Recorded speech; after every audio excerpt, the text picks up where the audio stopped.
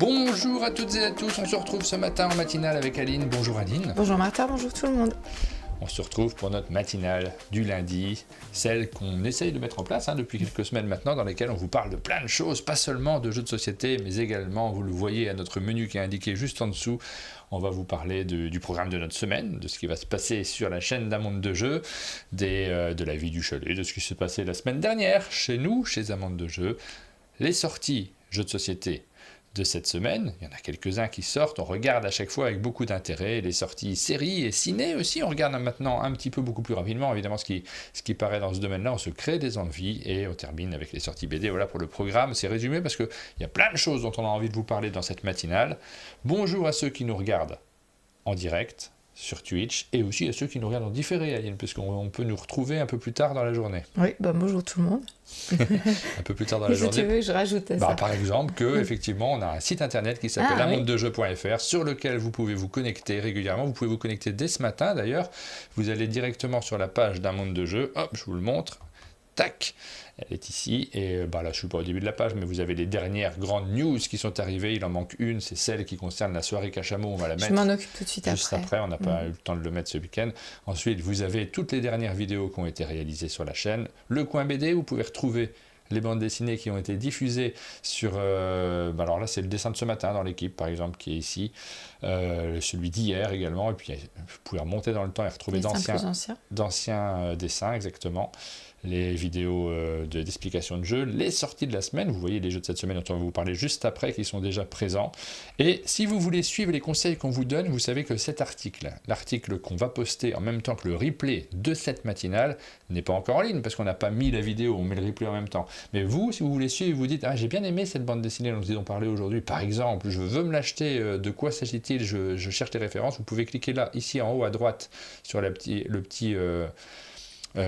loupe, tapez la date d'aujourd'hui, on est combien ? Le 20 janvier, hop, vous tapez 20 janvier, et vous allez retrouver, normalement, l'article est sorti, jeu BD, qui est déjà prêt, notre article est déjà prêt, simplement, il n'y a pas encore la vidéo qui sera là, tout là-haut, au-dessus, mais vous avez déjà tout ce dont on va parler dans cette matinale qui est indiqué, donc vous pouvez retrouver, si vous voulez suivre au fur et à mesure de la matinale, les informations dont on est en train de vous parler, vous les retrouvez directement dès ce matin, en fait, c'est déjà disponible. Le programme de cette semaine... Nous avons 4 matinales qui sont prévues cette semaine, pas 5, 4, mesdames et messieurs. Mais que se passe-t-il ? Celle d'aujourd'hui, là tout de suite, soyez informés, elle a lieu. Ensuite, demain, nous serons en matinale avec Blue Orange. On reçoit Blue Orange, ils arrivent là tout à l'heure, dans quelques heures, minutes, c'est dans la matinée. On va tourner quelques-uns des jeux qui paraîtront. On a un super programme de tournage parce qu'on va tourner 4 vidéos et on se revoit en matinale avec eux demain. Donc vraiment, ça va être intense. Il y a Suzel qui arrive aujourd'hui aussi. Suzel que vous connaissez puisque c'est avec elle qu'on organise le sommet des jeux qui a lieu fin août. Les inscriptions vont bientôt avoir lieu. On va commencer à dévoiler tout le fonctionnement, mais aussi les Sabliers d'Or. Elle est présente sur cet événement. Ça sera mercredi. On parlera de ces 2 sujets. Plein de choses à se raconter évidemment. Le retour des actus ludiques, ça sera jeudi. Pénélope est de retour, mais alors brièvement parce qu'elle repart directement pour les sélections de l'As d'Or à Cannes. Elle a un début d'année qui est... bien chargé évidemment, donc on est ravis de l'avoir pour les actus ludiques. Ça, c'est pour le programme de notre semaine. Il n'y a pas de matinale vendredi, sauf surprise de dernière minute, mais normalement il n'y aura pas de matinale parce que je suis en vadrouille en Alsace. Je fais un petit tour à l'invitation de Carbone Café, donc cette chaîne qui fait des vidéos occasionnellement, mais qui travaille aussi pour faire des trailers plein de contenu pour le monde du jeu, notamment, mais bien au-delà. Et de ce fait, j'aurais du mal à rentrer pour le vendredi matin, je pense. Donc, normalement, pas de matinale vendredi. Et c'est pas grave. Je pense qu'on s'en remettra tous. Icoc, oui, tu peux l'envoyer en chuchotement, ton adresse, comme tu veux. Quelque part, quoi, qu'on puisse la récupérer. Voilà pour le programme de la matinale. La vie du chalet. Donc, les partenaires, on a parlé de Cachamot, qui est notre partenaire cette semaine. Nous recevions Catch-Up Games. On a reçu Catch-Up Games, on a pu tourner des vidéos avec eux, on a pu jouer à des prototypes qu'ils avaient amenés, et ça nous a vraiment fait très plaisir. On a adoré les jeux qui nous ont été présentés en prototype. On a adoré tourner les vidéos. Bref, c'était un super moment. Hâte de vous montrer ça. Je suis en train de monter une des vidéos tournées, donc ça va venir vraiment vite. C'est celle sur Flip 7 que je suis en train de monter. Alors ça va venir vite, je sais pas, hein, je crois qu'on la diffuse début février, il me semble. Début février, ça va venir vraiment vite. Ça va venir vite, oui, effectivement. J'ai bien entamé le montage, donc ça va être chouette. Ça, c'est la photo d'un pins qui est, on vous en rendez pas forcément compte sur l'image, mais qui va être d'une super qualité et qui sera proposé sur notre stand à Cannes et dont on a eu les toutes premières images là dernièrement. Voilà, il y aura un petit bocal avec des pins dedans et je pense, on a réfléchi, parce qu'on va les vendre ces pins-là, mais on a réfléchi à comment et on se dit peut-être qu'on fera un prix, donnez ce que vous voulez, c'est quelque chose de soutien pour un monde de jeu. Voilà pour ce... Là, tout de suite, je suis en pleine réflexion, j'ai un fichier complet d'idées pour Cannes et de liens, de choses à acheter, de choses à préparer. Bref, c'est cette semaine ou jamais, quoi. Exactement. On va avoir un stand carrément, oui, pas uniquement le studio, on n'aura pas de studio, notre studio il sera sur le stand. Et donc vous pourrez nous retrouver à l'E4, je ne sais pas le numéro du stand, mais à l'E4, au bout de l'E4. Vous n'allez pas nous louper. Voilà pour la vie du chalet, on vous montre quelques petites photos. Pas de photos de repas, Aline, cette semaine. Pas de photos de repas, j'ai eu une semaine qui était plus que perturbée, donc... Comme toutes les semaines, je crois. Ouais, mais celle-là, si on peut ne pas la recommencer... Ouais. La soirée Cachambo, c'était bien chouette. La venue de Ketchup, c'était super aussi. Mais alors, entre les deux et après...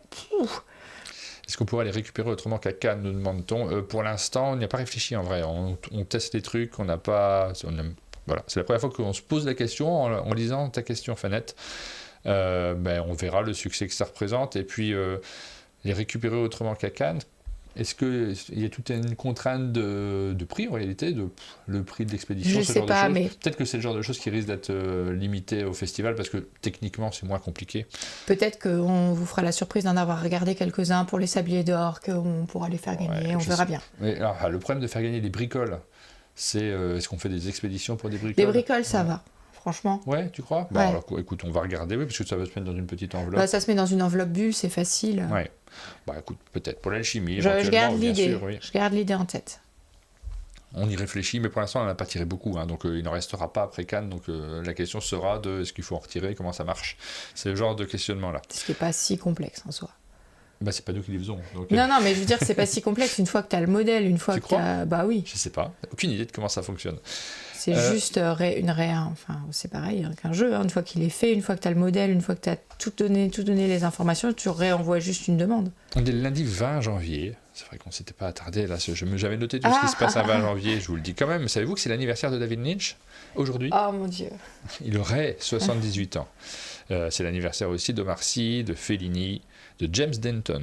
Ah ouais, bon anniversaire. Les beaux acteurs, c'est leur anniversaire aujourd'hui, puisque c'est celui de James Denton et de Gérard Hernandez.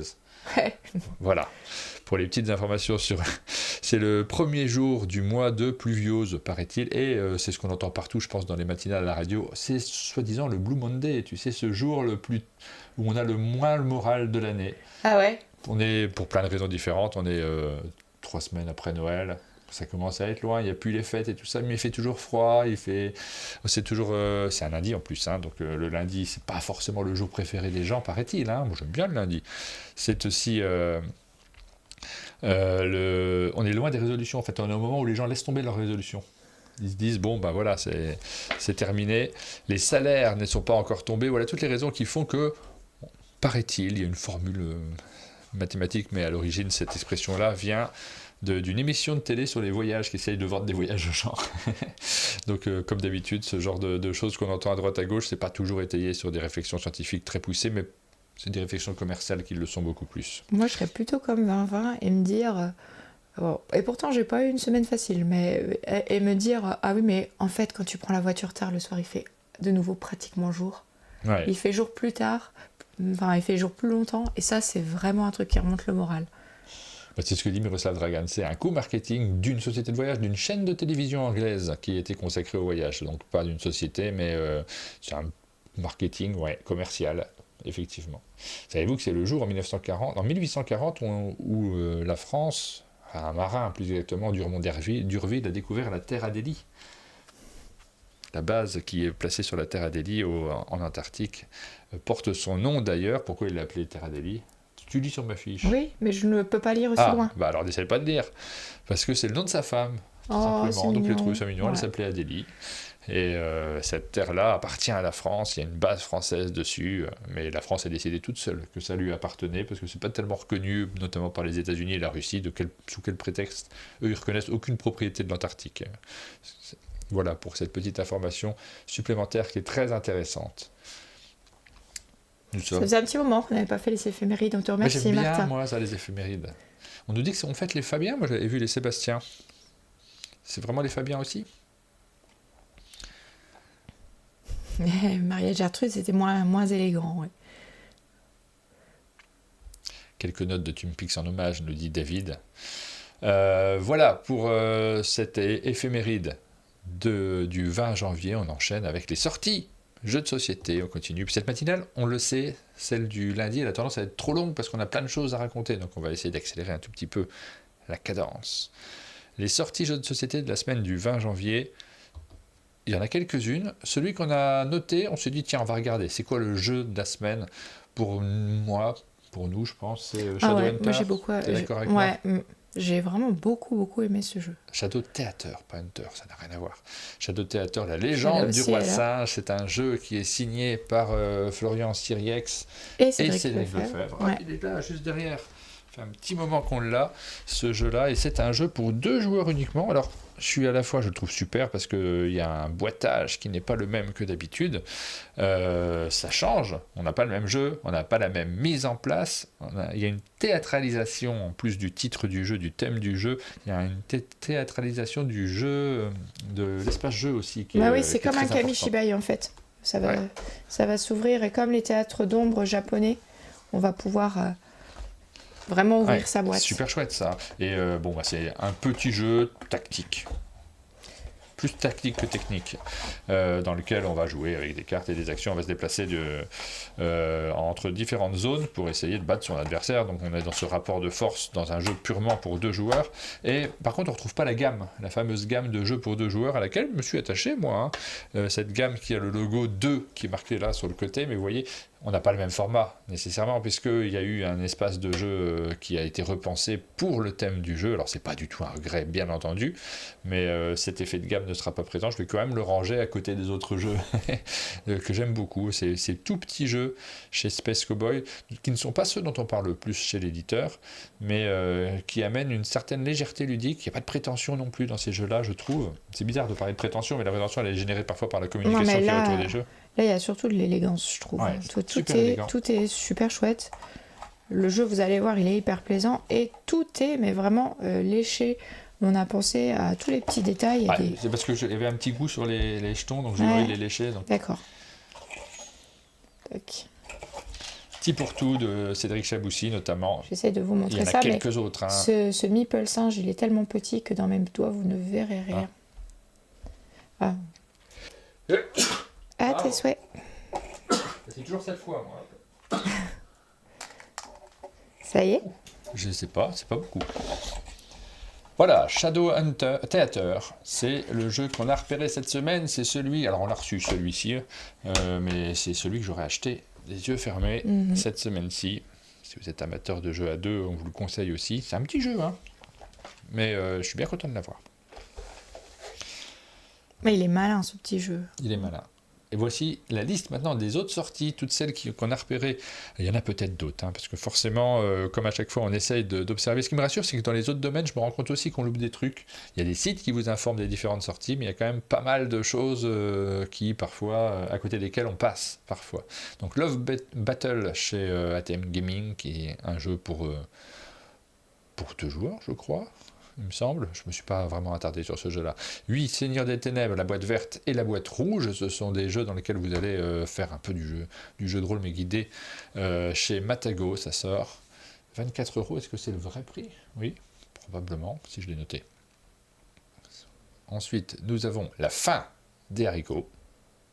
Donc à chaque fois, je vous mets le lien, vous pouvez retrouver. J'avais noté plein de choses pour cette semaine. Il y a plein de choses dont j'avais déjà parlé les semaines précédentes et qui ont été repoussées cette semaine, des choses qui étaient repoussées pour cette semaine et qui sont encore repoussées pour la semaine suivante. On est vraiment dans la période toujours des c'est pas difficultés évident. pour les éditeurs de savoir quand leurs jeux vont effectivement arriver en boutique. Maladoom, on l'avait déjà annoncé la semaine dernière avec toutes ces extensions. Visiblement, ça serait celle-ci.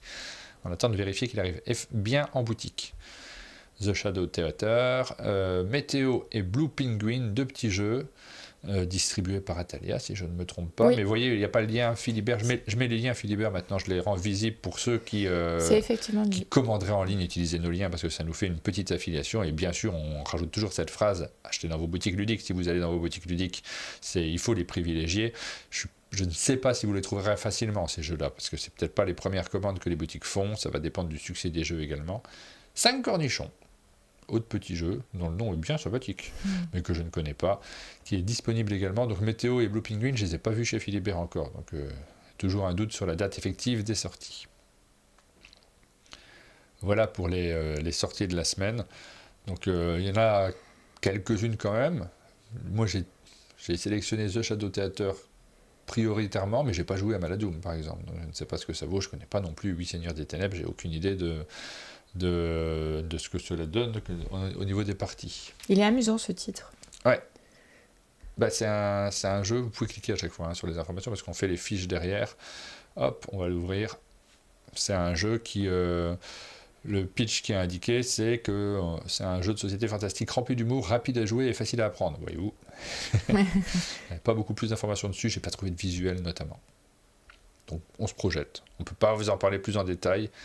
La question qui se pose derrière, c'est, je pense que les boutiques, là, pour le coup, sont très utiles. C'est une réédition, on te le dit. Elles doivent être beaucoup mieux informées que nous sur ce qu'il y a à l'intérieur de cette boîte. Nous, on voit juste un visuel, on voit juste une couverture, on ne peut pas en parler davantage. C'est plus compliqué pour nous, forcément, de vous guider sur ce type de jeu. Ça fait penser au début de certaines tragédies de Racine qui commencent par oui. Alors j'ai oublié les autres, mais par exemple l'Iphigénie, ça commence par « Oui, c'est moi, c'est Agamemnon, c'est ton roi qui t'éveille ». Et il y en a d'autres comme ça. Et ça peut être une question de quiz hyper compliquée. Citer les tragédies de Racine qui commencent par « oui ». Ah oui. Ça date des années 90-2000, nous dit la Marina Bretonne. Alors j'avais pas joué moi à cette époque, mais effectivement on voit bien la parenté avec des élixirs, non, plutôt des ferries... Zut, les titres m'échappent. Pas t'aider là. Il était une fois. C'est ça que je cherchais.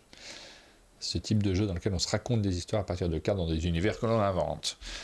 Les nouveaux jeux sur la plateforme Board Game Arena, il y en a plusieurs qui sont arrivés la semaine dernière. Alors on reparlera de tout ça dans les actus ludiques avec Pénélope. Là j'en parle très rapidement le lundi, mais c'est toujours chouette de pouvoir revenir à deux parce que peut-être elle les connaît, ces jeux dont on parle. Alors pas grand-chose cette semaine malgré tout, mais elle aura son propre retour dessus. Il y a Zénith qui est arrivé cette semaine. On est en train de boucler la vidéo là, de Zénith, donc on pourra vous la diffuser très vite de notre côté également pour découvrir ce jeu avec Grégory Grard qui était venu au chalet, Thomas Provost et Antoine Boza. Donc Zénith est disponible sur Board Game Arena. Vous pouvez enchaîner les parties avant la sortie du jeu qui aura lieu en février, je crois. Et Superstore 3000, moi c'est celui-ci que j'attendais avec impatience. J'ai fouillé chez moi, je suis pas sûr de l'avoir la boîte. Scandale. Scandale, Martin, il va falloir remédier à ça. Je vais vérifier, mais Superstore 3000, c'est un jeu que j'aime bien. Moi j'aime vraiment bien ce jeu. J'ai entendu des critiques plutôt de toutes sortes, mais y compris des critiques négatives, donc ça plaît pas à tout le monde, mais moi c'est exactement mon type de jeu. Le jeu dans lequel tu construis un petit truc devant toi qui est plutôt un bon moment. Autour de la table. On peut y jouer sur Board Game Arena. J'y ai pas encore joué sur Board Game Arena, mais je pense que je vais enchaîner les parties. Et puis, il y a les BGA Awards 2025. Vous allez pouvoir voter pour vos jeux préférés dans différentes catégories. Donc, vous pouvez y aller, je vous ai mis le lien sur le site. Vous pourrez retrouver tous les jeux. Si vous avez besoin d'avoir un autre classement, parce qu'il y en a tellement des classements de jeux de société, c'est peut-être le domaine culturel dans lequel il y a le plus de récompenses et de prix. C'est vrai qu'il y a très peu de prix pour le cinéma. Non, il n'y a rien pour le cinéma. C'est plus compliqué d'organiser un festival de cinéma qu'un prix sur un site internet. Tu crois qu'il y a plein de gens qui font leur prix du film de l'année ? Oui, sans doute. Ouais, déjà, sur les blogs, les sites. Il y a déjà plein de festivals connus qui le font. Alors, il faut trouver les domaines où il n'y a pas plein de prix. Est-ce qu'il y en a plein pour la bande dessinée ? Moi, j'ai jamais eu de prix pour la bande dessinée. J'ai pas fait beaucoup de bande dessinée non plus, peut-être. Alors, c'est un tournoi Tikal qui a lieu organisé par Antares avec une boîte de Mexica à gagner grâce à Super Meeple. Et vous avez fait la soirée avec Charles Amir, c'est ça, Antares, c'était hier? Il n'y a plus de Tikal en stock. Pas encore la nouvelle boîte. Eh ben, merci à Charles Amir de sponsoriser ce tournoi. De doter ce tournoi, plus exactement. Parce qu'il n'est pas du tout financé par Charles Amir, évidemment. On ne va pas financer des tournois non plus. Live hier soir avec Charles Amir et Serval. Et combien de temps a duré la partie? Ça peut être long, Tikal. Hein. Est-ce que vous avez réussi à vous coucher avant minuit? Ça, c'est la grande question. En attendant la réponse, on continue avec, cette fois-ci, les sorties ciné et séries. Alors, j'ai noté les deux. On n'a pas été au ciné, évidemment, pour l'instant. Nous, c'est plus compliqué pour nous d'aller au ciné, mais ça ne nous empêche pas d'être abonnés à des magazines de cinéma, de regarder tout ça avec beaucoup d'intérêt et d'avoir très envie de découvrir tout ce qui sort au fur et à mesure. Et je me suis dit, on va quand même mettre juste les affiches des films qui sortent sur cette période-ci. Hop. D'ailleurs, on libérerait quelques armoires environ nos collections d'abonnements à Première et Studio. Ça nous permettrait de ranger des jeux. C'est vrai. Mais ça nous ferait mal au cœur quand même. On a une vraie réflexion là-dessus. Tous ces abonnements, toutes ces collections qu'on a faites pendant des années, on se demande à quoi ça sert de garder tout ça, parce qu'il y a cette période d'adolescence dans laquelle on découvre plein de choses, et où un réflexe normal, c'est d'entasser ce que l'on aime. C'est normal. On s'y attache, on est très attaché. Moi, j'étais très attaché aux magazines que j'achetais à cette époque-là, qui sont bien rangés. Mais d'un autre côté, il faut bien constater que 20 ans plus tard, ça refait des étagères. 25 ans plus tard, voire presque 30, 30 ans plus tard, tous ces contenus-là, on n'est jamais retourné pour le regarder. On ne prend pas le temps de relire les choses que l'on a vécues. Si, des fois, mais c'est pas souvent. La vie de famille, à partir du moment où on a des enfants, on le fait de moins en moins. Avant, peut-être un peu. Peut-être que maintenant, on aurait plus de temps, maintenant qu'ils sont moins à la maison. Mais quand même, malgré tout, c'est rare qu'on revienne sur toutes ces collections. Donc, c'est le moment de trier. Et peut-être de se dire, est-ce que ça, je le garde vraiment? Ou est-ce que j'attends que je le laisse jusqu'à ce que quelqu'un décide pour moi de le virer? Et c'est de moins en moins bien aussi, je dois dire. J'ai la nostalgie des numéros de studio de l'adolescence qui pendant des pages entières, te faisait un dossier sur un vieux film ou sur un thème, alors que maintenant, j'ai l'impression que c'est très éloigné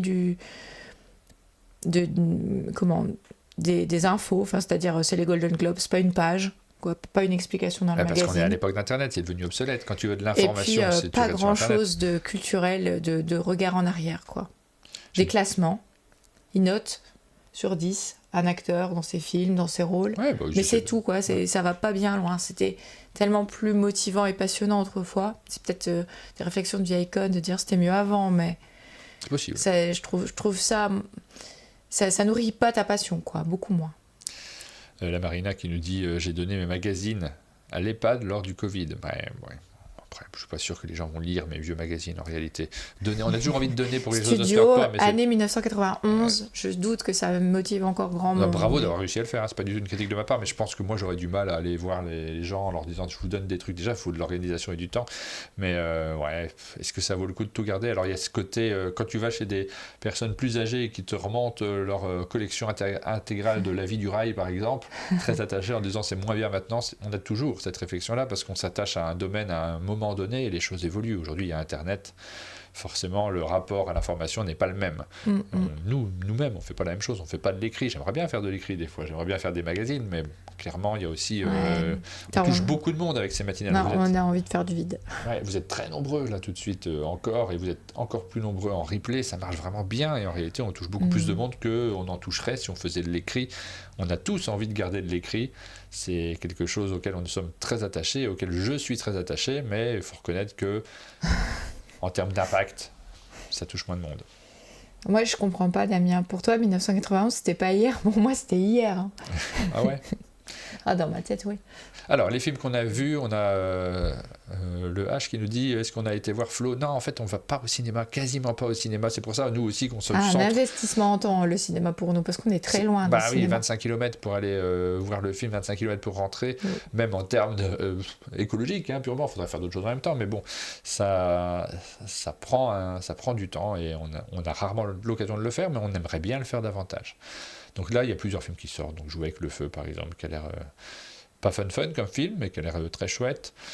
Vol à haut risque, Better Man. Donc il y a plein de choses qui sortent. Toi, c'est celui-ci qui t'a attiré, Jane Austen a gâché ma vie? J'aime bien le titre de Jane Austen a gâché ma vie, mais c'est surtout ça m'évoque ma propre adolescence où elle n'a pas du tout gâché ma vie, mais où elle a ouvert des centres d'intérêt, des plaisirs de lecture, où j'ai lu absolument tout ce que je pouvais trouver, et de Jane Austen et des Sœurs Brontë, avec un si grand appétit et plaisir. C'est vraiment des lectures d'adolescence. Je pense que ça fait écho chez les adolescents, ce genre de lecture, à des thèmes, des sujets, des rêves. Ouais. Et du coup, le titre m'interpelle. Et s'il y en a un de tout cela, peut-être que le film est nul, peut-être que c'est pas un aussi bon film que Jouer avec le feu ou Better Man, mais en fait c'est celui qui personnellement m'interpelle le plus, et je crois que c'est aussi un critère quand on va au cinéma. Bien sûr, alors ça on les a pas vus ces films, moi j'ai regardé des bandes annonces quand même pour voir de ce dont il s'agissait un peu. Les bandes annonces ça vous crée des envies, mais ça reste de la publicité. On les a pas vus, mais le fait de voir les affiches et nous de lire les articles, parce qu'on est toujours abonné au magazine de cinéma, ça nous crée des envies au moment où on y a un peu plus facilement accès. Je sais bien que c'est pas la même chose de voir un film, je vais pas dire ça devant Big Mich, hein, c'est pas la même chose de voir un film au cinéma ou de le voir dans son fauteuil, dans son canapé. On aimerait bien l'installer au cinéma. J'ai fait un festival à Carcassonne ce week-end, nous dit-il, 17 films entre jeudi soir et hier midi. C'est merveilleux de faire ça. Je t'envie, parce qu'il y a une ambiance incroyable. Ouais. Merci à Punchboard d'avoir renouvelé son abonnement aussi, et qui nous a mis un petit message d'ailleurs en renouvelant l'abonnement, c'est que Génération Série, donc un magazine, il chérit toujours les articles qui sont passionnants et une mine d'informations en or des décennies plus tard. Oui, bien sûr. Mais nous aussi, hein, ces magazines que je pense à peut-être nous débarrasser. Quand on les débarrasse, on sait qu'on va passer une demi-journée dedans. Le truc, c'est qu'il y en a, rien qu'en regardant la couverture, je sais ce qu'il y a dedans, parce que pendant plusieurs années, je les ai lus 3-4 fois. Enfin, je les ai 3-4 fois en plusieurs années, et je vais avoir du mal à les jeter. Et moi, j'ai le fantasme du vide, vraiment, de la mallette dans laquelle on met une brosse à dents, un dentifrice, et on se dit, on a tout, c'est bon, j'ai pas besoin de prendre d'autres choses. J'ai un peu ce fantasme-là maintenant, après avoir eu beaucoup trop de choses. Je vois que ce micro, il est au milieu de nous, il est allumé, sans aucune raison. On avait un micro de trop, j'espère qu'il n'y a pas de souci au niveau du son. Ouais, un peu de fantasme. Alors non, je peux pas dire que je suis... Tous ceux qui sont venus au chalet savent qu'on n'est pas minimaliste, du tout. Mais ça reste un fantasme de se dire j'aimerais bien réduire à l'essentiel. Et pour nous, l'essentiel, il est très volumineux parce qu'on se baigne dans un milieu de culture et de plein de choses, que ce soit les jeux, les livres, les films. On a encore des tomes de DVD qu'on n'utilisera plus jamais parce que si jamais on veut regarder un film, on préfère utiliser une plateforme. Ça va beaucoup plus vite que de ressortir un lecteur DVD qui n'est pas branché.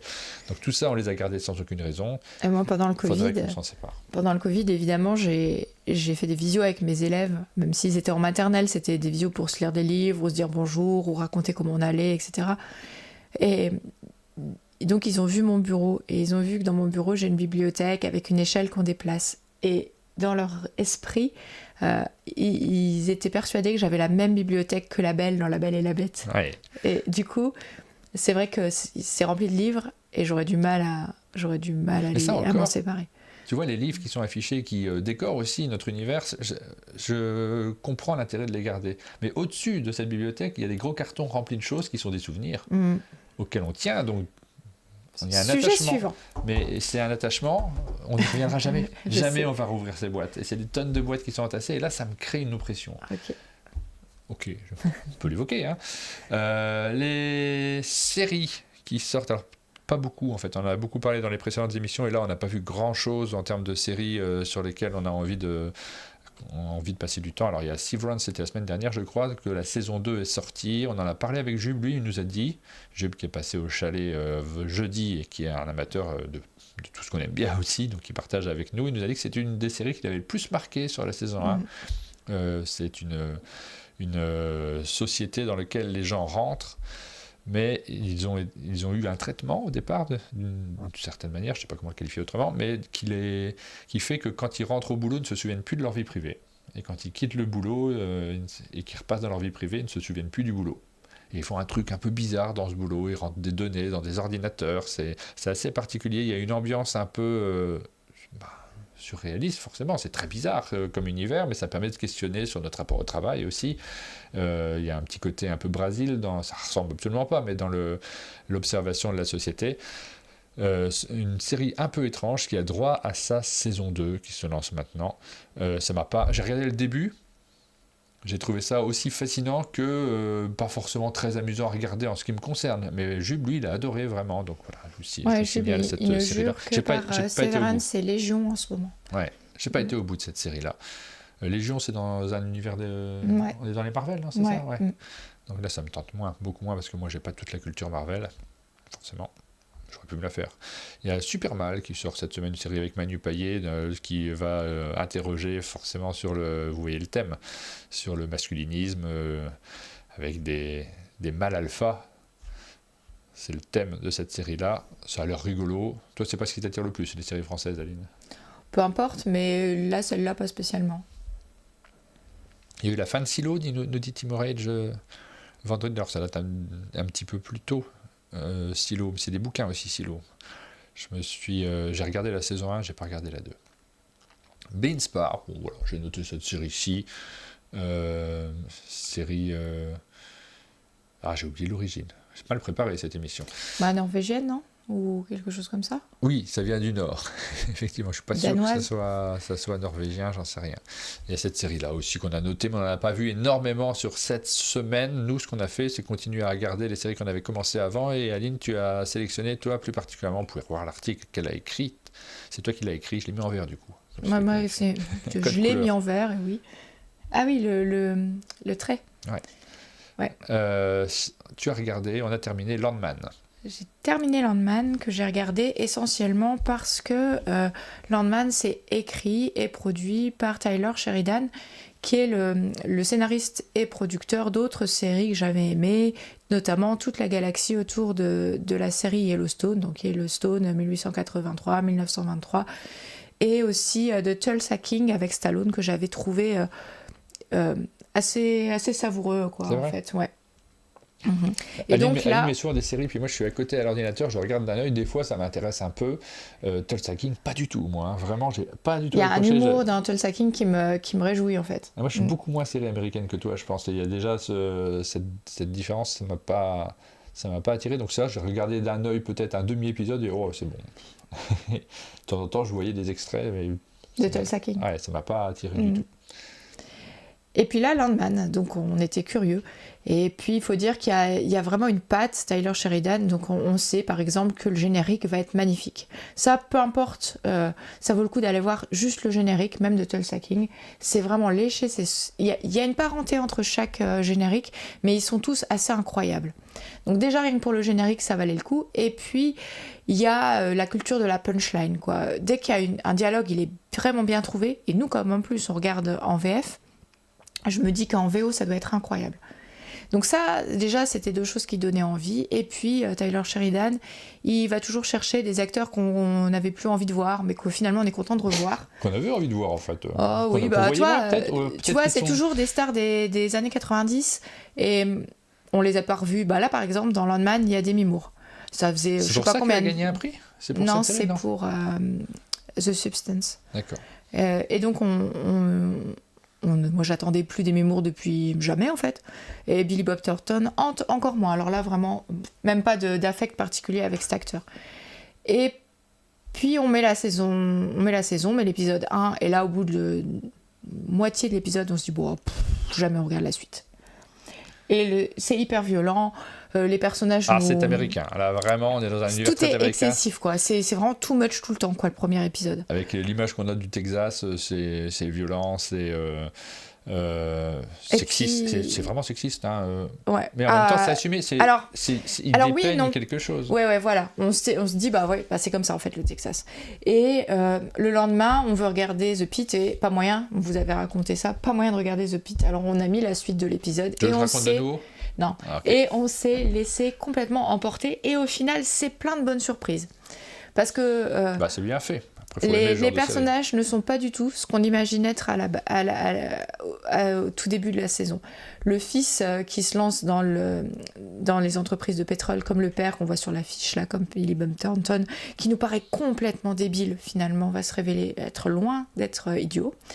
La mère et la fille qui nous paraissent si superficielles restent superficielles jusqu'au bout, mais c'est par elles vraiment qu'arrive le rire et les situations loufoques. Il y a des moments à la Cocoon là-dedans, parce qu'elles se prennent d'amitié pour toute une maison de retraite qu'elles vont emmener en goguette faire des trucs absolument délirants. Référence du truc, hein, Cocoon, là, on est vraiment dans Revival années 90, dans ce genre de série. Hein. Et puis la fin, j'ai pas envie de vous la raconter, mais alors la surprise de fin, pour moi, elle m'a scotché. C'était la meilleure arrivée d'acteur, bien pensé, dans le meilleur rôle, celui qu'on imagine être le sien, en fait. Et alors là, pour la confrontation dans la saison 2, avec ce nouveau personnage de Billy Bob Thornton, le duel amical, ami-ennemi qu'on imagine voir se mettre en place, justifie complètement d'avoir regardé toute la saison 1, rien que pour cette scène de 10 minutes à la fin de du dernier épisode de la saison 1. Alors c'est pas le coup de cœur de l'année non plus, hein. C'est une série qui s'est regardée assez facilement du début à la fin. Ça commence comme quelque chose de sérieux, on se dit ça va être pénible, ça va être lourd, ça va être dur surtout, et ça finit un peu en comédie quand même. Ouais. À la fin, ça devient un peu ça rigolo, reste violent, excessif jusqu'au bout. Ouais, hein. Ça, on va pas vous l'édulcorer parce que ça l'est pas du tout. Ouais, mais je trouve que le ton change. Et grâce notamment aux deux personnages féminins qui amènent vraiment un truc incroyable, alors qu'au début, franchement, c'est les deux personnages que je pense je détestais dans l'épisode 1. Donc de la surprise, quoi. David nous parle de The Pitt. On a continué à regarder The Pitt. Ça, c'est du divertissement. Hein. Complètement. On regarde d'un œil, on peut faire d'autres trucs en même temps. C'est léger, ça ne me passionne pas plus, mais c'est facile à regarder, donc on continue à regarder aussi. Voilà, pour les séries qu'on a regardées donc la semaine dernière. Je ne sais pas ce qu'on regarde cette semaine, parce que quand on fait cette émission, c'est aussi pour se créer des envies. Mais là, je ne m'en suis pas créé. On nous dit que Blindspar, c'est suédois. Et j'avais regardé le pitch de Blindspar en tout début de mois, quand j'ai commencé à préparer cette nouvelle rubrique. Et je m'en souviens plus. Là, parce que vous voyez le nombre de choses dont on parle dans cette émission, et je n'ai pas retenu. Donc c'est je peux pas t'aider parce que j'ai pas regardé. C'est vrai. Alors Aline. Eh oui. Un petit peu week-end, un petit peu speed. Il y a plein de choses qu'on note. On se crée beaucoup d'envie, mais il y a des choses qui nous attirent moins, ou on se crée moins d'envie, et cela, on se rend bien compte qu'on les oublie. On enchaîne avec la bande dessinée ? On enchaîne avec la bande dessinée. C'est la dernière rubrique de cette matinale. Les sorties BD, donc beaucoup de choses. Est-ce que c'est lié au fait qu'il y a un festival à Angoulême à la fin du mois ? Peut-être. J'espère pas, parce qu'en fait, il y a une énorme richesse dans la bande dessinée qui nous fait plaisir, parce que ça nous donne du choix aussi. C'est frustrant parce qu'on ne veut pas tout acheter, mais abonnons-nous à des médiathèques pour pouvoir emprunter les choses que l'on n'achète pas, ou il faut pouvoir se partager les choses. Il faudrait pouvoir faire ça. On ne le fait pas, nous on est un peu loin, hein. C'est ça la difficulté, c'est qu'on est un peu obligé d'acheter pour pouvoir lire les choses, mais c'est une richesse d'avoir plein de possibilités, sachant qu'une bande dessinée, on peut en lire facilement une par jour. On a Oroner qui nous dit « J'ai lu Marcy ce week-end et j'ai adoré, ça fait du bien ». C'est vrai que c'est... Moi aussi, toi tu l'avais lu la semaine dernière, moi je l'ai lu que ce week-end, c'est vrai que ça fait du bien comme bande dessinée, c'est très agréable à lire, ça donne la pêche. Big Mish, il commence une réunion visio. Comme par hasard, il nous quitte après la séquence cinéma-série. Étonnant, ça. J'ai le cinéma à 6 minutes à pied, nous dit Rachel, et la médiathèque à 3 minutes. Est-ce que tu en profites de la médiathèque ? Est-ce que tu fais partie des gens qui vont emprunter en médiathèque et qui lisent grâce à cela ? Nous, la médiathèque, c'est Ça serait plus possible pour toi, mais est-ce que tu ferais la démarche après avoir fait les trajets pour aller chercher notre fille, de te déplacer en médiathèque pour emprunter écoute, les livres? on passe devant à chaque fois, quoi. Ouais. Le truc, c'est que vraiment, j'arrive plus à lire autrement que sur liseuse. Ça correspond beaucoup plus à mon temps de lecture, de nuit, et quand les autres dorment. Alors, en bande dessinée, plein de choses paraissent. Une petite anecdote quand même, j'ai voulu me déplacer parce que j'avais très envie. Moi, j'ai envie de défendre les boutiques locales, quoi qu'il arrive. Et en plus, il y a un plaisir à rentrer dans un magasin de jeux, dans un magasin de bande dessinée. Il y a cet univers assez riche. Et c'est pas la même chose que de regarder des bandes dessinées en ligne sur les sites internet en feuilletant et en lisant systématiquement les 7-8 premières pages qui sont proposées. Je le fais, hein. Donc j'en ai lu des tonnes de débuts de bande dessinée. Je l'ai fait pour tout ce qui est présenté aujourd'hui. On n'a pas les mêmes émotions quand on feuillette vraiment le livre en magasin, quand on peut échanger avec le libraire aussi. Donc je me suis déplacé la semaine dernière, c'est la première fois que je sortais de chez moi depuis la fin décembre. Je n'avais pas encore eu l'occasion d'ouvrir la porte et de quitter la maison. Et donc j'ai été en ville et j'ai enchaîné 3 librairies sur Pontarlier, donc à 25 km de chez nous. Et vraiment, ça m'a marqué parce que je cherchais plus particulièrement les donjons. J'ai une vingtaine d'albums de retard sur la série Donjons et j'avais envie de les récupérer, de voir, peut-être pas les 20 d'un coup, mais en tout cas d'en prendre quelques-uns pour continuer ma collection. C'est une série qui est quand même importante, hein, Donjons, qui a marqué pas mal de personnes, qui est suivie, qui a dépassé les 50 albums. Donc c'est aussi une série à gros succès. Et j'ai été assez surpris que dans la première librairie, ils avaient juste les 2 dernières sorties, qui sont là que j'ai prises, hein, du coup. Les 2 Donjons Parade, le numéro 7 et le numéro 8 de cette collection-là. Et il n'y avait pas le numéro 6 que je n'ai pas. J'aurais bien aimé prendre le 6 parce que j'avais le 1, 2, 3, 4, 5 et pas le 6. Bon, j'ai enchaîné avec une deuxième librairie, la fameuse librairie Intranquille, elle ne s'appelle plus comme ça maintenant, hein, je crois. Le temps d'un livre. Le temps d'un livre, donc j'ai enchaîné avec cette librairie qui avait un grand rayon bande dessinée, souvent tout dans le fond du magasin, il y avait toute une pièce qui était consacrée à la bande dessinée et souvent ça allait sur la deuxième pièce également, on avait accès aux nouveautés.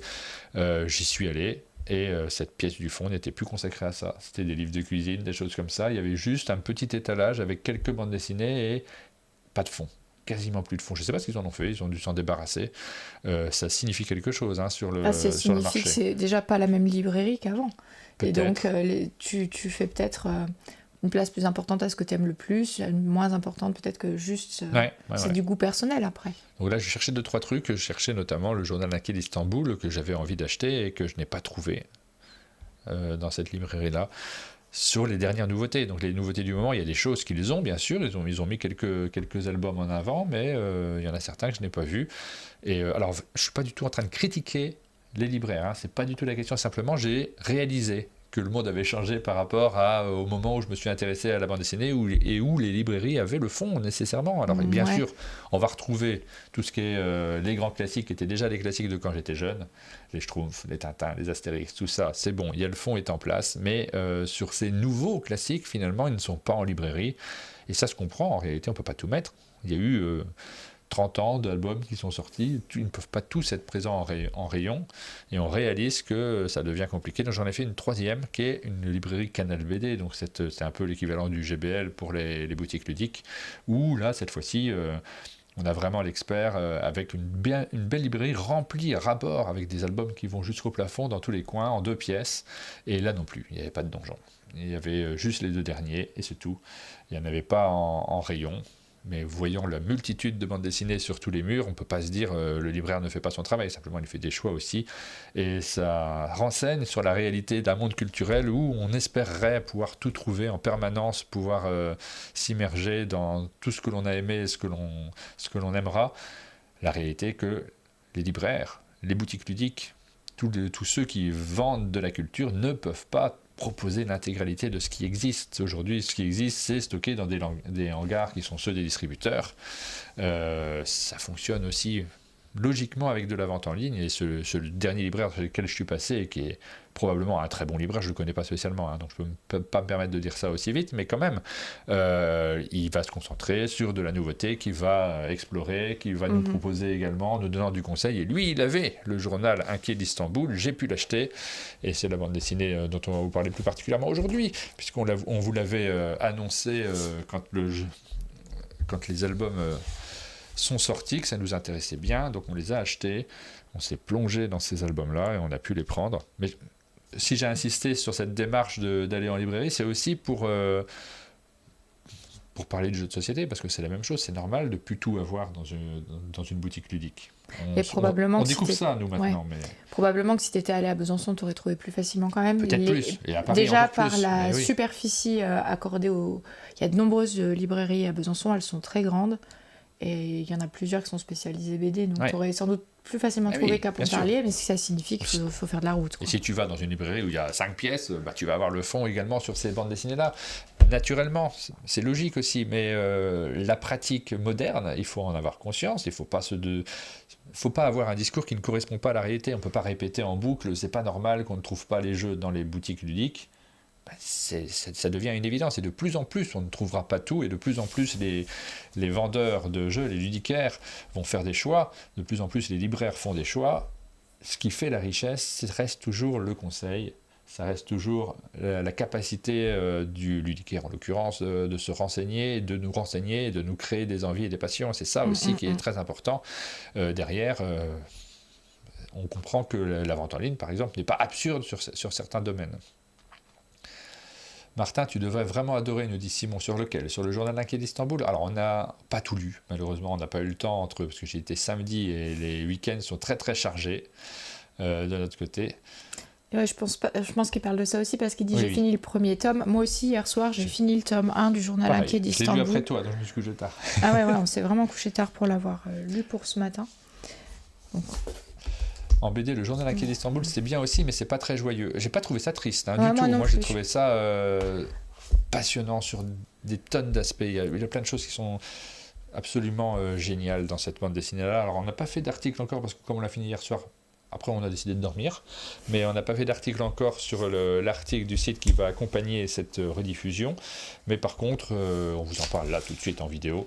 Cette bande dessinée, elle est déjà, ça c'est le volume 1, absolument magnifique. Vraiment, et c'est pas toujours le cas, mais on a un génie du dessin, je trouve, parce que vous retrouvez à la fois ce qu'on aime en bande dessinée, c'est-à-dire un style qui lui est propre. On découvre un style, on découvre un auteur en lisant. On n'a pas lu ce style ailleurs, c'est pas quelqu'un qui copie quelqu'un d'autre.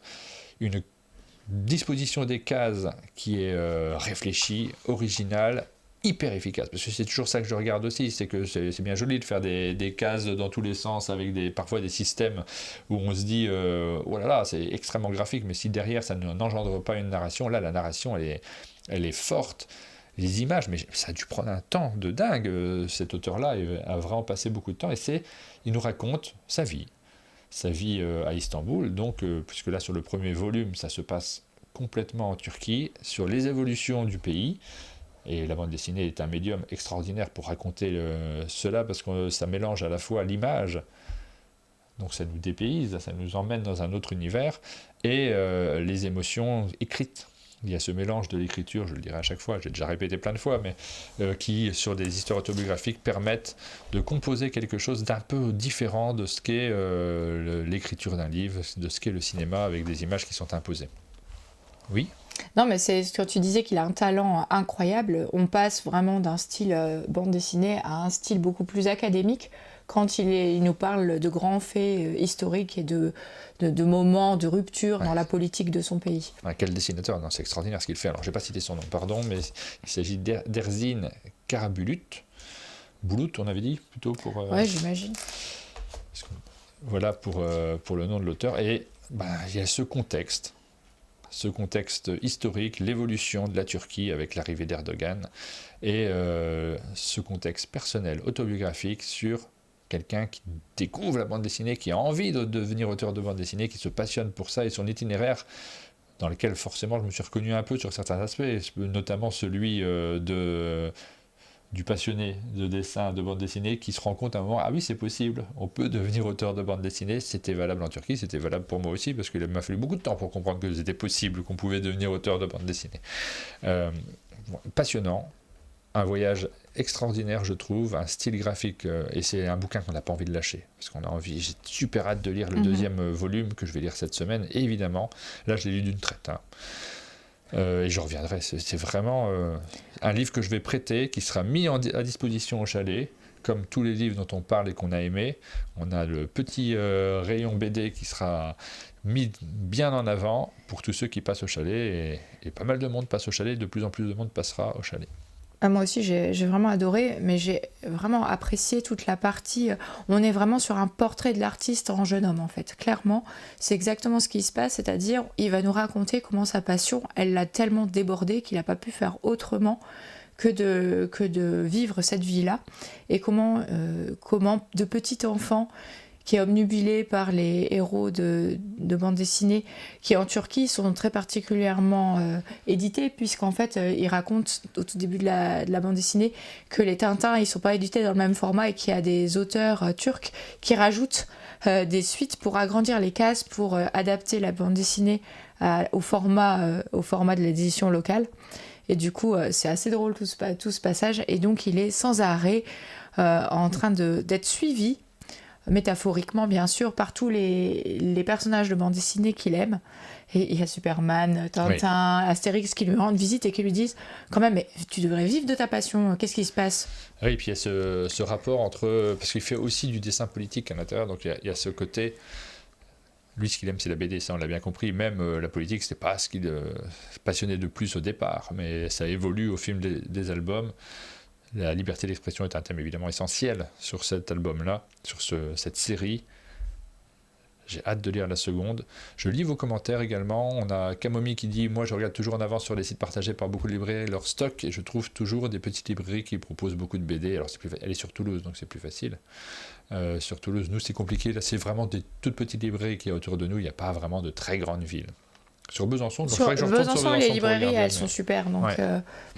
Rien de mieux que le conseil des professionnels, nous dit Ludic Mom. Je suis d'accord. J'ai du retard sur vos commentaires. La Pierrot qui vient d'arriver. Les bouquins sont les seuls objets que j'aime posséder, nous dit Rachel. On est bien d'accord. Moi, j'ai besoin sur les bandes dessinées, j'ai envie de les avoir. Celles que j'aime, j'ai envie de les avoir parce qu'on revient peut-être plus facilement sur les BD et les jeux que peut-être sur les livres qu'on ne relit pas en boucle, j'en sais rien. En tout cas, c'est une BD que je ferais lire à un adolescent qui a une passion, qu'elle soit dans la bande dessinée ou pas, qu'il ait envie de devenir, j'en sais rien moi, chanteur, joueur de foot, astronaute ou peu importe, parce qu'en fait, c'est vraiment ça le propos du livre, c'est comment dans une société troublée, avec des parents qui sont inquiets de l'avenir de leur enfant, il va malgré tout choisir la voie de la passion et essayer d'en vivre, et ça c'était vraiment plein d'émotions. Les deux Donjons Parade que j'ai achetés, donc je passe très vite dessus parce qu'en fait on est sur une bande dessinée qui singe les donjons, les univers d'Heroic Fantasy, en créant tout un univers d'une richesse folle, dans lequel il y a plein de choses à l'intérieur, plein d'univers. C'est aussi un hommage à la bande dessinée de manière générale, puisque chaque album est dessiné par un auteur différent. Il y en a certains qui ont des séries attitrées, mais même à l'intérieur de ces séries-là, il y a des changements d'auteur. Et là, on retrouve par exemple Thébault sur celle-ci, Erwan Surcouf sur la seconde. C'est une bande dessinée extrêmement légère à lire. Ça parle à une niche quand même. Ceux qui aiment bien l'univers Heroic Fantasy, ça reste une petite niche. Et sinon, le ton, c'est des petits divertissements. Les albums Donjons Parade qui viennent de sortir sont des albums d'une 30aine de planches. Ça ne sera pas perçu comme un défaut par les auteurs, notamment les Trondheim.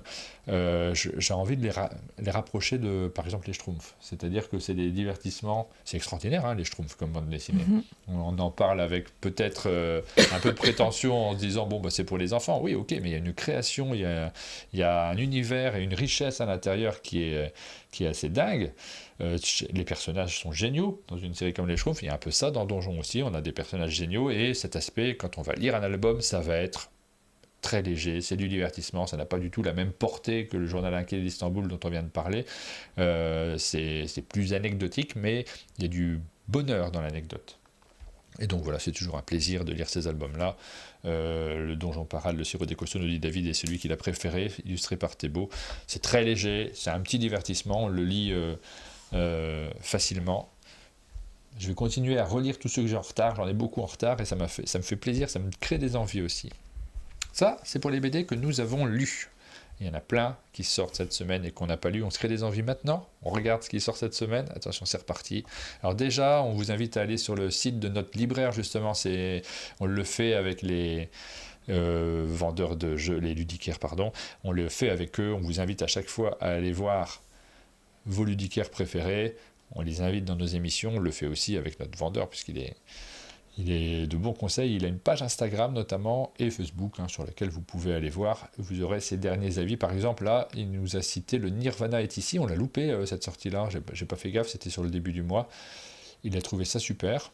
Donc il a fait un petit article là-dessus. Là, on vous a mis le pitch du livre, mais son article, vous allez pouvoir le retrouver en cliquant sur son lien. Hop, on regarde si ça s'ouvre ici. Ouais. Non, ça Non, c'est le ça site. c'est le site. Alors C'est l'article, le site je de l'ai mis ou je l'ai pas l'éditeur. mis? Moi, je l'ai peut-être pas mis, je ne sais plus. Mais en tout cas, si Ah, vous... c'est pas sur celui-ci, pardon. Oui, Aline?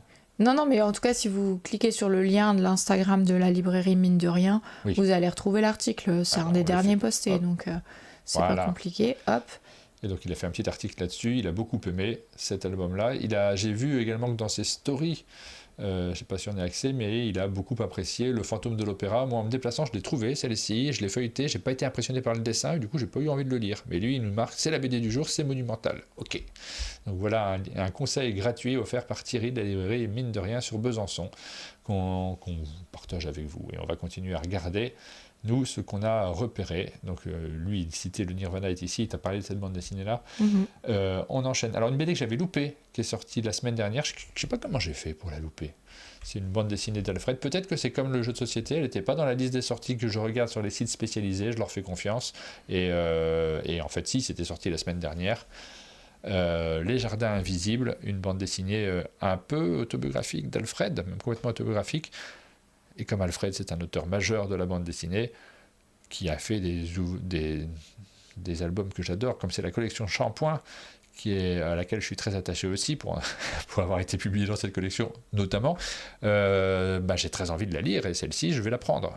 Cette bande dessinée d'Alfred, Les Jardins Invisibles, c'était la semaine dernière. Donc déjà, première bande dessinée que je me note, il me la faut absolument, je la lirai, et je vous en reparlerai. Je vous mets les liens à chaque fois, donc vous pouvez cliquer dessus, et sur ces liens, vous aurez accès justement aux premières pages, vous pouvez regarder ce dont il s'agit, vous pouvez lire les premières pages, et vous rendre compte déjà qu'Alfred est un génie du dessin, que qu'on a très envie de le lire, qu'on a très envie qu'il nous raconte ses propres histoires. C'est le genre de BD dans lequel je me vois tout à fait m'installer dans le fauteuil Ludovic Maublanc du chalet, devant la fenêtre, en regardant de temps en temps le point de vue et en lisant cette bande dessinée-là, en se plongeant dans l'univers d'un auteur. Le mélange dessin et puis photo, c'est quelque chose que j'aime beaucoup aussi. C'est une photo là ou pas? Ouais. Ça, j'ai toujours beaucoup aimé ça. Les sorties BD de la semaine du 20 janvier 2024, beaucoup de bandes dessinées qui ont l'air très chouettes. La forêt du d'Oreca, c'est super joli, j'ai lu les premières pages, j'ai trouvé ça très très chouette, c'est de la bande dessinée pour enfants, j'aurais bien envie de m'y intéresser. Islander, c'est une bande dessinée dans laquelle l'Europe, je crois, n'est pas en très bon état et les gens se réfugient en Islande. Ça a l'air... c'est le genre de truc que j'aurais envie de lire, tu vois. J'aurais la BD à côté, je commencerai à la lire, est-ce que je vais aimer ou pas? Il y a une série là actuellement qui fonctionne un peu comme sur ce thème mais inversé. Là, c'est la montée des eaux qui fait que les pays du Nord sont, comme les Pays-Bas notamment, et comme le Danemark, sont envahis par les eaux. Je ne me souviens plus du titre de la série, mais peut-être vous allez le retrouver sur le chat. Là, c'est l'inverse. Les gens se sauvent et essayent d'aller dans d'autres pays. Ça fait penser à un film aussi. Oui, c'est une série danoise qui est disponible en ce moment et que j'ai commencé à regarder. Je vais regarder la suite aussi. On a les mémoires de la Shoah. Je n'ai pas vu de page disponible sur Internet, donc je n'ai pas pu feuilleter, mais c'est publié par Air Libre. Anouk Jean et Baudouin Rouzman. C'est un thème qui est toujours intéressant, donc je serais curieux de la feuilleter, de la lire. C'est pas encore les bandes dessinées que j'ai retenues pour cette semaine. Après, on a Fanman, c'est très joli comme album. Boutonné en jalousie, je ne les connais pas forcément toutes, donc je passe assez rapidement sur toutes ces bandes dessinées-là. Là, c'est une bande dessinée qui parle aussi d'un coming out. C'est toujours des univers qui nous intéressent, des partages d'expériences qu'on a envie de lire, plonger dans le récit d'un auteur qui a des choses à raconter. Moi, ça m'intéresse, ça me passionne. Le Grand Monde, l'adaptation d'un livre de Pierre Lemaitre. On continue avec Le Secret de Miss Green. Là, cette fois-ci, on est sur... un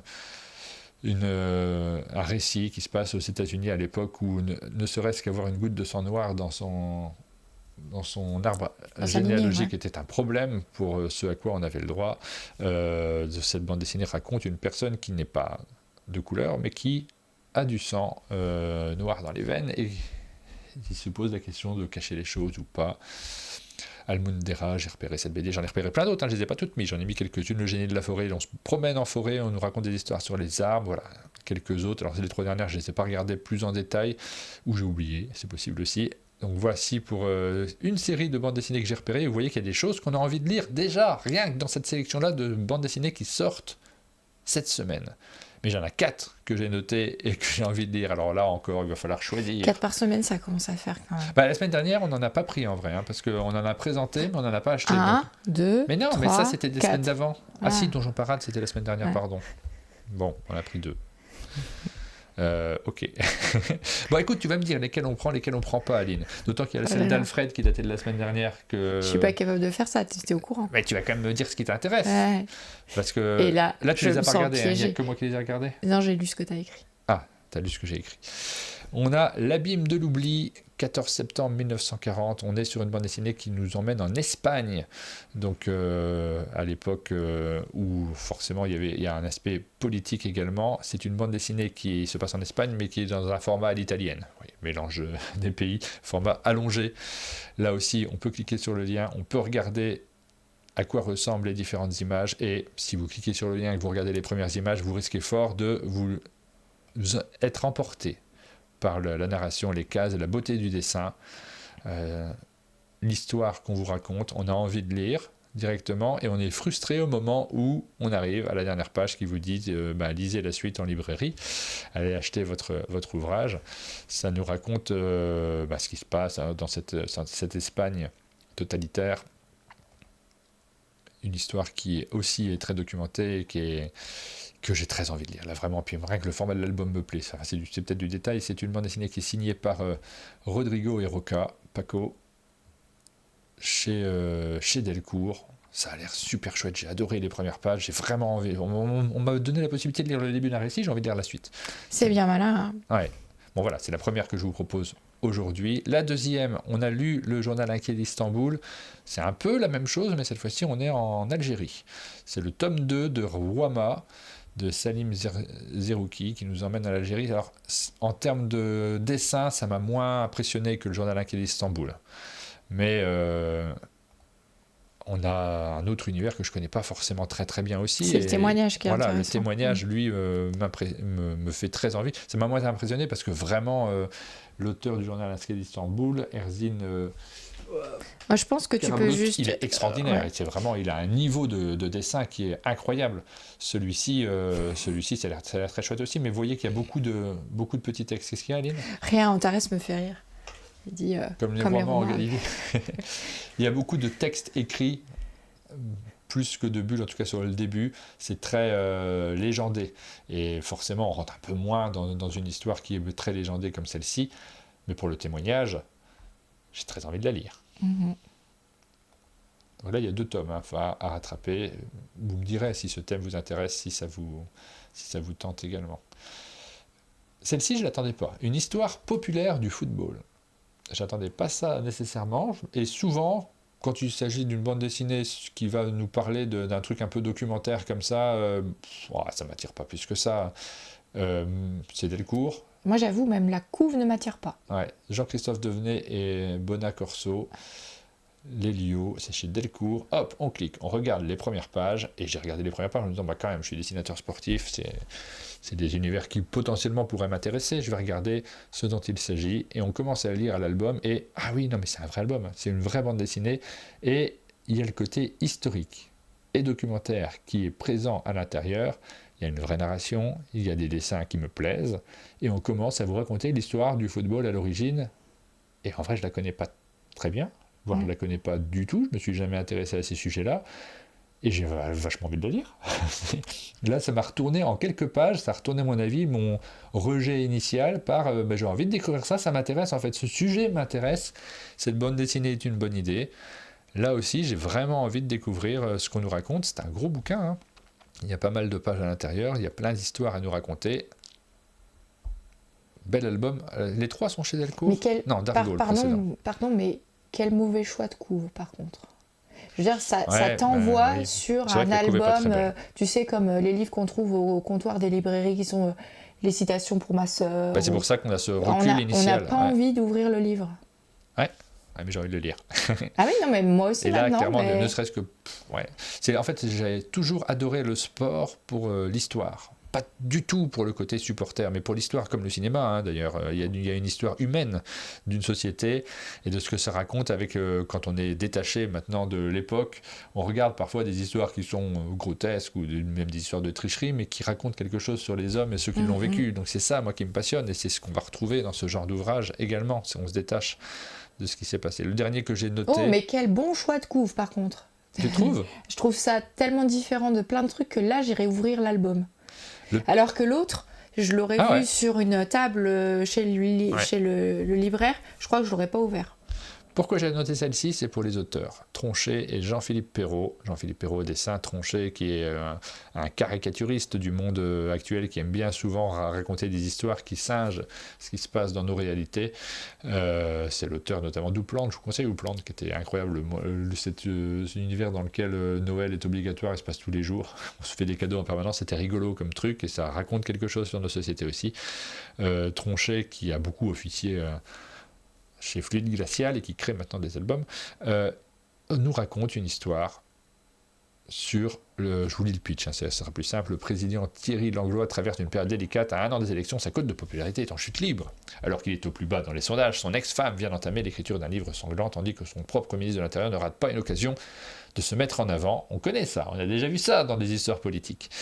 Mais pas de panique, les conseillers ont un plan, lui trouver la première dame capable de redorer son image, et on va être donc dans une histoire qui va singer ce que l'on connaît, ce que l'on raconte, et avec un pitch qu'on a envie de dérouler pour voir où nous emmène Tronchet avec les illustrations de Jean-Philippe Perrault, que j'aime bien aussi, dans un... Hop, on regarde, est-ce qu'on peut voir les premières cases? Alors c'est pas celle qui m'attire le plus des 4 que je vous ai sélectionnés, des 5 du coup, puisqu'il y a celle d'Alfred également. C'est pas celle qui m'attire le plus graphiquement, ni même en termes de thème, mais comparativement aux je sais pas combien de bandes dessinées j'avais sélectionnées juste avant, ça fait aussi partie de celles qui me donnent le plus envie d'être lues. J'ai envie de les lire, j'ai envie de savoir quelle est cette histoire qu'on nous raconte. Voilà pour notre sélection de cette semaine. Dites-moi hein, dans les commentaires celles qui vous ont le plus attiré. Clairement, moi, alors celle qui m'attire le plus, c'est celle-ci, l'abîme de l'oubli, et celle d'Alfred, que je vous ai montré un peu plus haut. Et après, dans l'ordre, les deux autres me tentent quand même beaucoup. Celle-ci, j'aimerais bien la lire. Est-ce que j'ai besoin de l'avoir chez moi? Peut-être pas forcément, mais j'aimerais bien la lire également, La Première Dame. Voilà, pour la sélection de cette semaine. Il y en a trop, hein.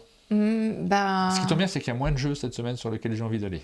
Moi, j'aurais envie de lire L'abîme de l'oubli et La Première Dame. Et pas le foot. Par Roma, c'est peut-être super. Par curiosité, tu vois, autant que toi, tu as envie de lire La Première Dame. Ouais. Ah, on va discuter, on va voir ce qu'on choisit. Mais c'est vrai que... Et je n'ai pas parlé de cette rubrique-là aux éditeurs de bande dessinée, donc il y a peu de chances pour qu'on reçoive des bandes dessinées, peut-être qu'à un moment on le fera, j'en sais rien. Parce que c'est vrai que c'est une chance, nous, qu'on peut avoir de recevoir les jeux de société, notamment pour certains d'entre eux, hein, parce que celui qu'on vous a montré, le Shadow Theater, c'est le premier qu'on a reçu de cette année-ci, de 2025. On en reçoit beaucoup, beaucoup moins que la plupart des influenceurs en réalité. Et c'est très bien comme ça, en fait. Ça ne me dérange pas. On est aussi dans les choix. Faire des choix, c'est pas mal. Patrice nous dit L'abîme de l'oubli qu'il a envie de lire. Alors tout ça, on va le prendre, hein, celui-ci, et tout ça, ça sera dispo au chalet, pour ceux qui se déplacent au chalet et qui ont envie de passer un moment. On mettra tout ça. Faut prévoir du temps hein, quand on vient au chalet pour Patrice, aussi... c'est bon, il a dit qu'il allait repasser. Bah oui, mais pour aussi lire les bandes dessinées sur place, celles qu'on n'a pas encore eu le temps de découvrir, et que vous connaissez maintenant parce qu'on vous en a parlé, donc ça vous aide aussi pour sélectionner celles que vous lirez quand vous viendrez au chalet. Pas le foot, nous dit Rachel. Oh! Sur le site, il n'y a plus le dossier des soupes. Alors je pense que si tu tapes soupe dans l'outil de recherche, tu dois le retrouver. Pourtant, il me semblait qu'on l'avait fait. Je sais plus, on va se connecter sur le site pour regarder, oui. Hop, comment on fait? Ah, pas là, pardon. Hop, je fais ça, on va sur le site. Est-ce que les soupes sont encore présentes? Elles sont plus décalées. Elles sont plus dans les articles parce que... Mais il faut que tu le tapes en... Soit tu cherches tous les articles, Il y avait soupe dans le titre? Soupe et recettes, peut-être. Je pense que c'est recettes, les recettes du chalet. Ah, parce que soupe, on trouve rien. Alors, de toute façon, sur le site, il manque un truc, mais j'ai pas. Ouais, les recettes du chalet, vous le trouverez aux recettes du chalet. Il manque un. Il Hop. manque. Donc, vous allez pouvoir les retrouver sur le site, mais effectivement, il nous manque une rubrique. J'ai pas eu le temps de faire ça et j'aimerais beaucoup le faire le plus rapidement possible. Le nombre de choses qu'on voudrait faire et qu'on n'a pas le temps de faire. C'est un magazine en fait, ce site internet. Et le sommaire, lui, il est encore bancal. C'est-à-dire qu'ici, on veut supprimer cette bande latérale qui nous dit les meilleurs jeux du moment pour avoir plusieurs carrés qui nous renvoient vers différentes sections régulières. Et il y aura les recettes du chalet à l'intérieur. D'ailleurs, ici, dans cette rubrique-là, je me rends compte qu'il manque des trucs. Hein, donc, Ah oui, moi je pense qu'il faut que j'aille voir aussi pour... ouais, il faut qu'on rajoute parce que là, clairement, la communauté de l'anneau, le jeu de pli, il rentre dans nos coups de cœur du moment, dans les meilleurs jeux de société du moment. On a tous vraiment beaucoup aimé. Il y a ton coup de cœur, il y a le mien. Je pense que Pénélope aussi a le sien, Jube et Jérôme également. Donc clairement, il va se rajouter dans les jeux qu'on vous conseille. Il faut que je vérifie si on n'a pas oublié de mettre le lien ou alors si le code pour accéder à cette page-là ne l'exclut pas en date. Tu sais, parce qu'il faut que je... Non, normalement, ça devrait être bon. Donc on n'est peut-être pas suffisamment nombreux à avoir mis. Merci Elle s'amuse et Philo Généver pour ces deux remarques sur le fait que ça puisse vous inspirer des envies de lecture. Oui, c'est pour ça qu'on le fait aussi, hein, clairement. À force d'en parler de temps en temps, à un moment, vous allez vous dire, celle-ci m'intéresse. Et je sais, on a eu des commentaires de personnes qui nous disent, ah ouais, parler de Baudet, moi ça m'intéresse pas, pourquoi vous faites ça? On a des gens qui nous posent la question, hein, qui critiquent, c'est rigolo, et en même temps, bon, moi je me dis, c'est la fin de la rubrique du lundi matin, c'est pas très très grave si on fait ça. Ça me fait plutôt plaisir, moi, de le faire. En tout cas, on a besoin de se passionner, nous aussi, Aline et moi, sur tous ces sujets-là, et ça nous fait tellement plaisir d'avoir initié. On a mis beaucoup de temps à y arriver, mais avoir initié cette nouvelle rubrique régulière, ça nous motive toute la semaine, ça nous suit toute la semaine, parce que quand on regarde des séries, on a l'impression que on est en train de travailler. Oh là là, c'est du boulot, hein. Ah là, c'est dommage, mais j'ai pas tout à fait fini mon travail, il faudrait que je continue cette série. On a eu des Mélodie Leblond qui dit, il y en a qui critiquent, c'est pourtant rare. Ouais. On a eu un commentaire sur la chaîne secondaire de Replay, là, dernièrement, d'un type qui arrive en disant, à propos de... C'était quel jeu? C'était The Gang, on n'est pas les plus grands amoureux de The Gang. Moi, j'aime bien. Je pense que je l'ai mis dans mes coups de cœur aussi, parce que je trouve que c'est un très bon jeu. Mais je ne suis pas plus passionné que ça non plus par ce jeu-là. Je trouve qu'on en fait beaucoup dans le monde du jeu de société sur The Gang. Bon, non, j'ai tort en disant ça, parce qu'il y a vraiment des gens qui jouent en boucle tous les soirs, donc si les gens disent simplement qu'ils aiment ce jeu, c'est compréhensible. Et je trouve pas que ça soit si on regarde les jeux qui ont marqué, c'est peut-être un jeu qui marque cette année-ci, je ne sais pas si c'est un jeu qui va marquer le jeu de société dans son ensemble, c'est plutôt sous cet angle-là que je devrais dire les choses. Et donc, on en a parlé vendredi, Jube, il n'a pas aimé du tout, Jérôme il a plutôt aimé et puis moi j'étais entre les deux quoi. Parce que aussi il faut dire, moi j'ai ressenti ça aussi. Jérôme il a dit avec sa famille ça marchait très bien, avec ses enfants ça marche très bien. Moi j'ai fait une partie avec mon fils, il a adoré aussi. Et en fait moi j'aime moins, mais d'y jouer avec quelqu'un qui aime, c'est agréable aussi. On a des limites sur ce jeu et en même temps on le trouve chouette. Donc voilà, on en a parlé. Avec un avis qui donc sur l'ensemble des trois personnes sera un peu mitigé. Et ça a discuté dans les commentaires et il y a des gens qui disaient je comprends pas trop l'attrait, et il y a quelqu'un qui est arrivé en disant de toute façon cette chaîne elle est sponsorisée donc ils vous diront jamais du mal des jeux. Point. Il est reparti. Hop. Le petit commentaire un peu stupide, ce à quoi tout le monde a répondu en disant ils en ont pas dit spécialement du bien déjà d'une part, et non ils ont pas sponsorisé de toute façon. Donc moi j'ai marqué aussi non on n'est pas du tout sponsorisé, il y a aucune matinale n'est sponsorisée. Ou alors faudrait peut-être qu'on envoie une facture à Yellow. Exactement. Et il est revenu en disant si, point. Et en fait, ce genre de commentaire est tellement sidérant que j'ai répondu j'attends le chèque de Yellow du coup. J'ai marqué ça. Et après, il est revenu, il a vu mon commentaire, il a supprimé ses commentaires. Donc tu as tous les réactions des autres et tu as pu ce qu'il a marqué. J'ai envie de savoir ce qui se passe dans la tête des gens pour avoir ce genre d'attitude absurde du début à la fin. Même reconnaître son erreur n'a pas de sens, n'est pas possible. Il y a des gens. C'est comme ça. Et là-dessus, c'est rigolo parce qu'on sait qu'on n'a pas tort sur ce sujet-là, mais de temps en temps, il y a des gens qui vont vous titiller avec la même envie négative, mais sur des choses où il n'y a pas à avoir raison ou tort et où ça vous remet en cause, ça vous pose des questions. Non, mais si, c'est intéressant d'avoir des retours malgré tout. J'ai pas lu vos derniers commentaires, je regarde donc. c'est notamment les bandes dessinées que vous avez repérées dans nos présentations, celles que vous avez envie d'acheter. Merci à ceux qui s'abonnent également ou qui nous suivent pour suivre les prochaines émissions. On arrive à la fin de celle-ci. On va vous donner rendez-vous donc pour demain. On va vous donner rendez-vous. Donc demain, ça sera Blue Orange. On va parler des jeux qui arriveront chez Blue Orange durant cette année. On va s'attarder plus particulièrement sur certains d'entre eux, je crois, dans la matinale de demain. Ouais. On a reçu Charlotte et Mathieu Lanvin de Blue Orange, Charlotte Noailles et Mathieu Lanvin, pas Charlotte et Mathieu Lanvin, en novembre. Donc on vous avait déjà eu un bon aperçu des jeux qui vont sortir prochainement chez Blue Orange. On fera un petit point rapide, mais on s'attardera sur certains d'entre eux. Voilà pour le sujet de demain. Et puis on vous l'a dit, mercredi, on sera avec Suzel, donc c'est entre nous, un peu comme on l'a fait vendredi avec GB Jérôme. On parlera de plein de... Attends, j'arrive pas à lire. Merci pour le conseil de Blackwater pour Noël. Je viens de commencer. T'es où là? Là-haut, ok. Le 4e tome. Bonjour et merci pour les infos. Eh bien bonjour et au revoir, puisque c'est la fin de cette émission. Merci de l'avoir suivi. On se donne rendez-vous très bientôt pour de nouvelles émissions. On continue notre rentrée très progressive. On est reparti de rien quasiment sur début janvier. On a tout repensé, tout réécrit. Et cette semaine, notamment, vous allez recommencer à réavoir des vidéos aussi qui nous financent. Parce que là, depuis un mois, on ne se finance plus du tout. On fait que du bénévolat. Et donc, sur notre chaîne principale, ça y est, on reprend aussi notre chaîne principale un peu plus activement cette semaine. On dit bonne semaine à Rachel, qu'on ne verra pas de toute la semaine. Heureusement que tu as prévu le coup en faisant une semaine un petit peu moins longue que d'habitude. Oui, voilà, c'est ça. Bonne journée à tous et à demain. Ciao.